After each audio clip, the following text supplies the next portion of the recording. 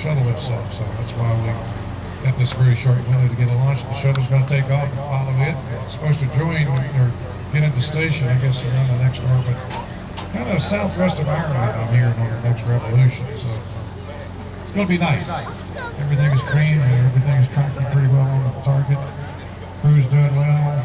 I mean, we've had some smooth countdowns, but I can't think of any that have been much smoother than this one. I was a little scared there of the green safety officer a couple of minutes ago, but everything is on track and looking good. So, anybody see anything yet? Should be coming up anytime. It's going to be very bright. It looks like a star, but it's going to be moving pretty quick. Anyway, the crew is on board and they're getting more and more excited when we come out of this hold at T-minus 12. If we come out of this 9-minute hold at T-minus 12, then there's a pretty good chance that we're going to make this thing happen. Very percent chance the shuttle's going to launch right on time. It's not exactly 9:20 or 6:21 like I told you earlier. 6:21, it's moved. We thought it was 6:21, 20 seconds early. They've adjusted it now to 6:21 plus 25 seconds. We tweaked this thing the whole this launch time during the whole last over here. Oh yeah, there it goes, beautiful. Ladies and gentlemen, that's your International Space Station right there. Bringing over the rockets heading toward the moon. It's a beautiful sight. And you got 6 human beings on that little pointer light traveling at 18,000 miles per hour. Isn't it just amazing that we could tell you exactly when it was going to fly overhead? That really is. There it is. And the Navy told us a little star moving. It's going to fly almost right through the moon. Look at that. Isn't that gorgeous? Take some pictures, folks. That's a very rare occasion. It's just a beautiful thing. 6 people on board. Hello, space station. Wait, they might have the 250 minute right through the moon. Isn't that beautiful? Look at that. We did that just for you, folks. That's awesome. Yep. Yay! Space Shuttle Discovery stands on launch pad 39A, ready for liftoff at 6:21 and 25 seconds. As John said, you'll see her coming up over the trees in that direction past the flagpoles.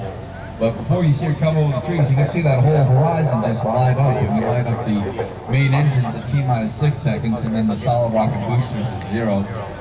And the vehicle will head up, clearing the trees in about 12 seconds after ignition, and then head rapidly uphill. And remember where that space station was from your point of view, because when those engines shut down, we do our flight control checks and I'll check all the computers and all the electronics on board and do the engine gimbalings and all those kind of things to make sure that everything's properly functioning before we lift off. So you can't hear it right now, but there's a lot of discussion going on inside the shuttle, between the shuttle and the control center, talking about, you'll hear some of the highlights here in the next few minutes, but there's a lot of stuff going on that we don't hear right now. 30 seconds remaining in our hold at T-minus 9 minutes.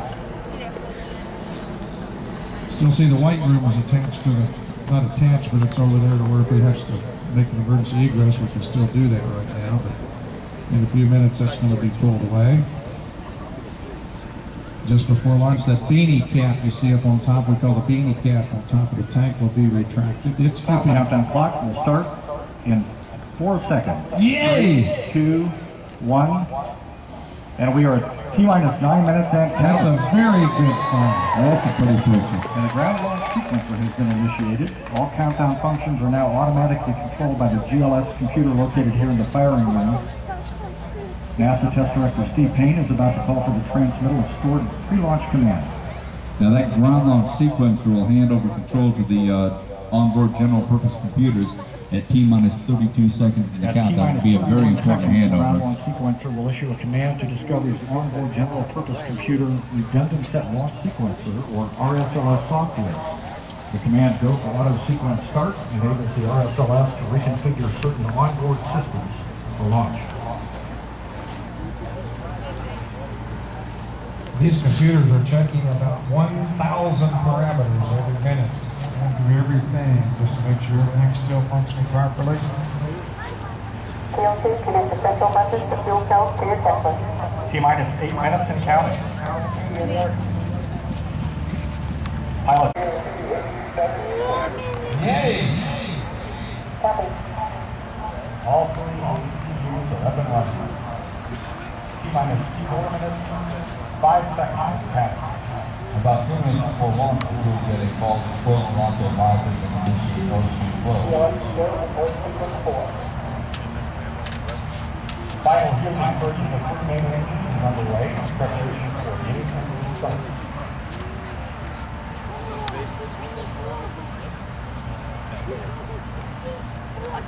9 seconds and the fast compression water system has been activated. We have a go for main engine start. Ready. 1, 0. Wow. Holy shit.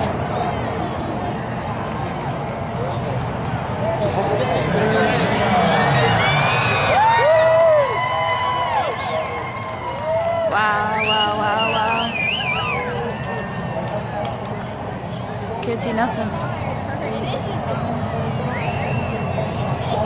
Crap.